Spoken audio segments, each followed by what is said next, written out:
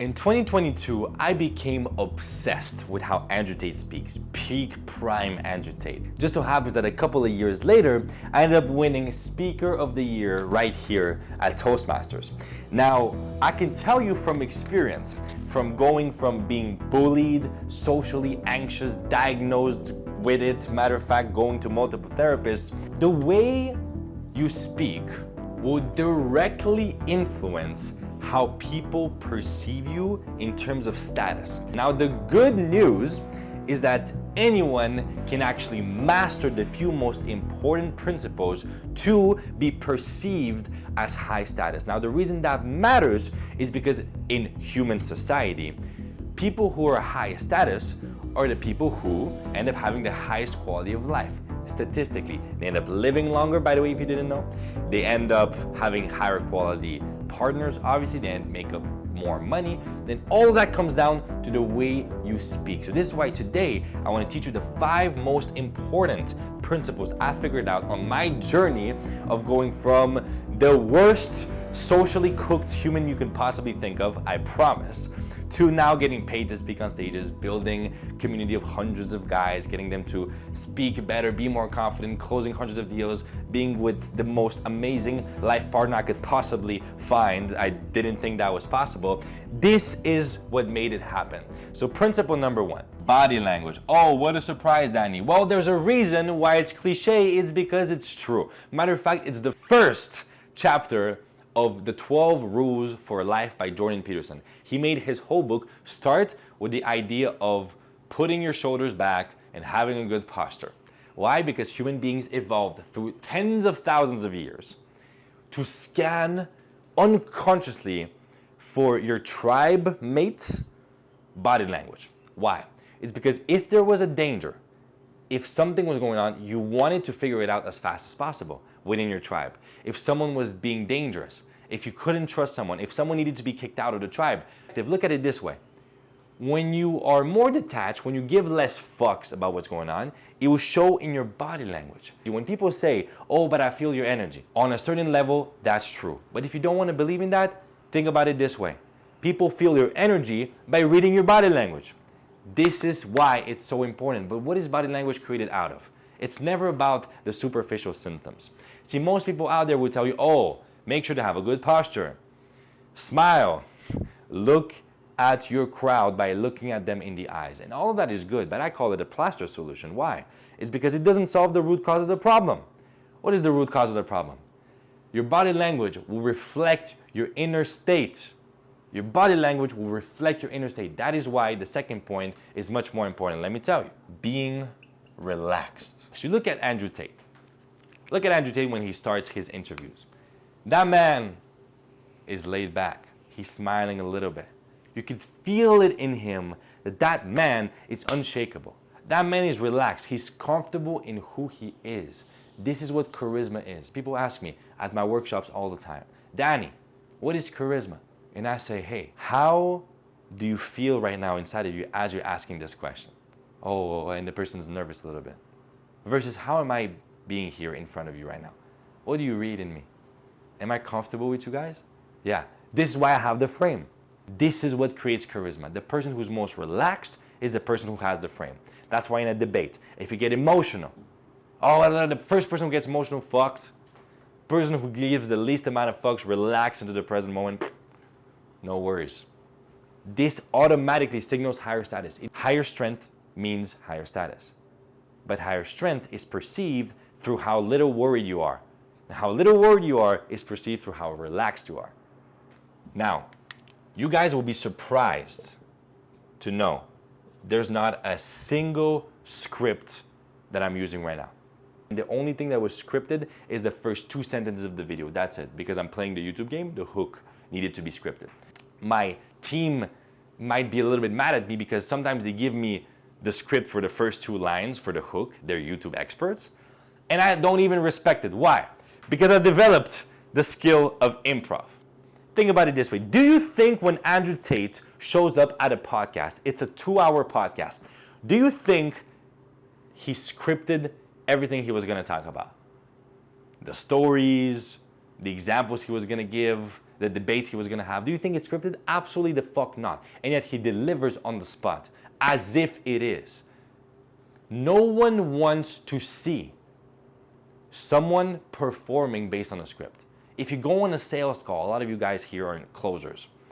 If you go on a sales call and the guy has a list of questions and it feels like he's interviewing you instead of listening to get to know you, to really understand because he cares, you will immediately be turned off. Matter of fact, a couple of months ago, I was looking for a YouTube expert. Got on a call with 6 people. 5 out of 6 of them were asking me questions that I was hearing all of them ask the same questions. Hey, where are you calling in from, bro? As soon as you get towards scripting, it's like, yeah. By the way, AI could do it better than you. Or if not, is gonna be able to do it better in a couple of years. Mark my words. The most important skill you could possibly build is the skill of improv. Influence, which is what we're here for ultimately, moving people, is a transfer of trust. It's a transfer of authority. And who do people trust more? Someone who has the perfect script or someone who's able to deliver no matter what? You can put them in a challenging position and no matter what they deliver, no matter what they stay relaxed, no matter what they have good body language. That's why in Born to Speak, the community of speaking and sales that I built, when I get people on stage, the way I do it is I choose people randomly, boom, get on stage, I ask them a random question, now improvise. Now improvise. That way they build proof that they are capable of delivering no matter what. Talking about that. Number 4 is certainty.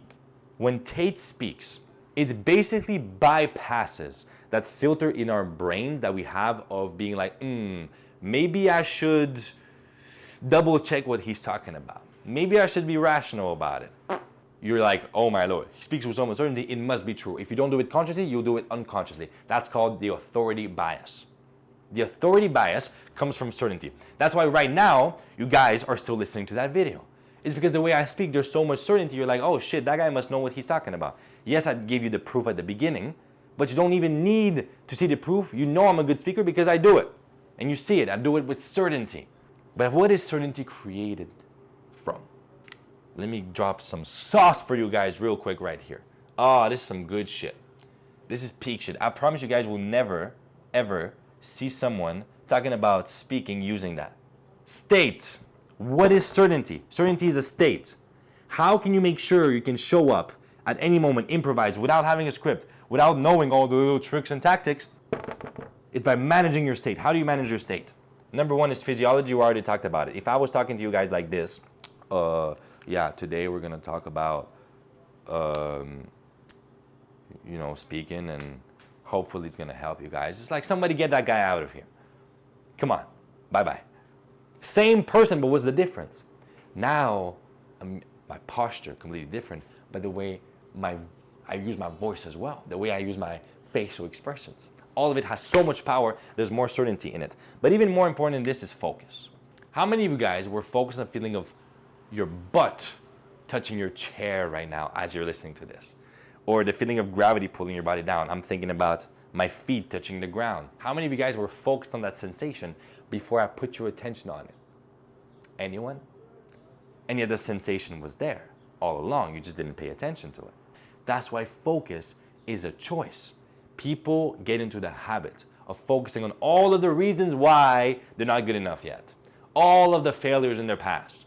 All of their weaknesses. Meanwhile, guys like Tate, guys like Tony, guys like me, we're focused on the wins. We're focused on, hey, today in the community, someone told me they closed their first ever high-ticket deal 24 hours after our first ever call. That's what I'm focused on. I'm speaking to you, brother. I'm speaking to you. So I imagine that this camera is that person.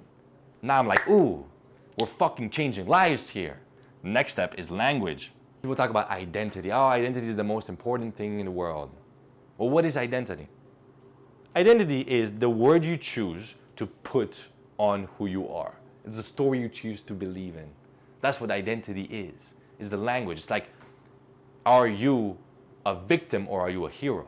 Do you know how many challenges I had to go through to build the man that I am, to build the success that I have, to go from being bullied, diagnosed with social anxiety, depressed, addicted, lonely, rejected, to now having the life I have? It's like, I don't look back and I'm like, damn. Woo, I'm grateful for it, but whoo, that was a lot. If at any point I had found it unfair, oh, why did God set it up that way? Why do I have to struggle with all of that? And that's what my story was. What would have happened? Instead of being like, you know what? I am chosen to overcome this. This way, I can build the most powerful version of me, and then I can share it with people, and I can fully see them, and they can feel my power because they know I've been there, done that. I'm speaking from experience. I turned pain into purpose. And when you have that story, when you have that language, oh, your state, boom. That's why I'm speaking with so much certainty. That's why I can improvise so much. Last but not least, I gave you guys a little hint here. That might be the best one out of them all. Storytelling. Oh, la la la la la la. I just demonstrated the power of that. How much more powerful was the point of certainty, the point of this, after I shared with you guys my story? How much more powerful is it? Think about it. That's stories, storytelling. And you look at Tate, he uses it as a weapon. You look at a guy like Tony Robbins, he's speaking on stage. 70% of his workshops, 70% of his events are stories. I can confirm. I've been there. When I learned that is when the game entirely changed for me. I used to be a guy that talks about theory a lot, but people don't care about theory. Just like in sales, they tell you, people buy from emotion and they justify it with logic. Same thing with speaking. You move people with emotion and then you justify what you just said with logic.